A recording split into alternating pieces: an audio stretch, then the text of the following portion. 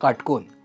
कोनमापकाची संदर्भ बाजू आणि कोनाची आडवी बाजू एकमेकांशी जुळवून घेऊया.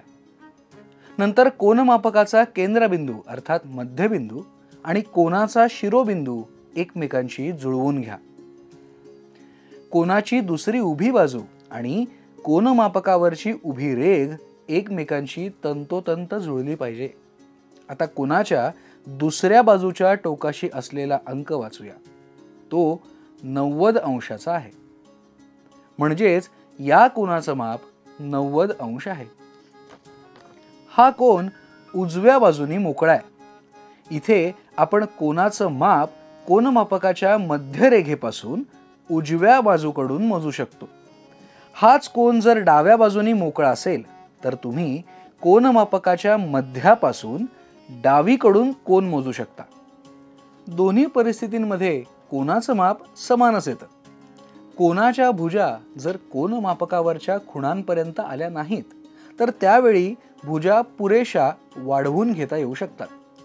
लक्षात घ्या, भुजा वाढवल्याने कोनाचं माप बदलत नाही. ज्या कोनाचं माप 90 अंश असतं त्या कोनाला काटकोन असं म्हणतात. लघुकोन. आपण पाहिलेल्या या दोन्ही आकृत्यांमधून कोन मापन दोन्ही पद्धतीने कसं करता येतं हे आपल्याला समजतं.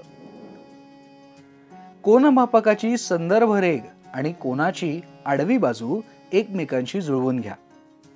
कोनमापकाचा मध्यबिंदू आणि कोनाचा शिरोबिंदू एकमेकांशी जुळवून घ्या.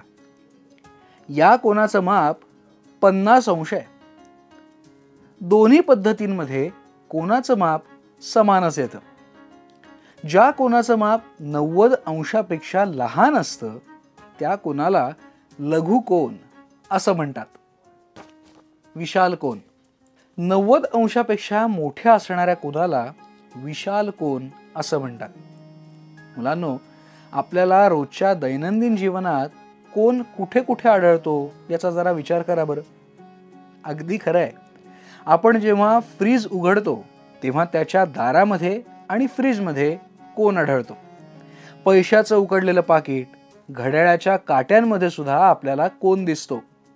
मजेशीर आहे की नाही सगळं? आपण घड्याळाच्या काट्यांमधल्या काही वेगवेगळ्या स्थिती पाहूया. चित्र 1. 5:45 वाजलेत. आपल्याला काटकोन दिसतं. चित्र 2. घड्याळात 6:20 झाली आहेत. या दोन्ही वेळांना घड्याळाच्या काट्यांमध्ये आपल्याला लघुकोन दिसून येईल. चित्र 3. घड्याळात 2:30 झाली आहेत. या दोन्ही वेळांना घड्याळाच्या काट्यांमध्ये आपल्याला विशाल कोन दिसून येईल. आपण काय शिकलो? कोनांचे 3 प्रकार आहेत. काटकोन. या कोनाचं माप नेहमी 90 अंश इतकं असतं. लघुकोन. या कोनाचं माप नेहमी 90 अंशापेक्षा लहान असतं. विशाल कोन. या कोनाचं माप नेहमी 90 अंशापेक्षा जास्त असतं. आपल्या सभोवताली असणाऱ्या वस्तूंमध्ये वेगवेगळ्या प्रकारचे कोन आपल्याला बघायला मिळतात. स्वाध्याय. पुढील कोनांची माप लिहा. विशाल कोन, लघुकोन, काटकोन. नाव लिहा. कोन मोजण्यासाठीचं साधन. कोनाच्या बाजू. कोनाच्या 2 बाजूंचा सामायिक बिंदू. कोनमापकाच्या कडांचा आकार. कोनमापनाचं एकक.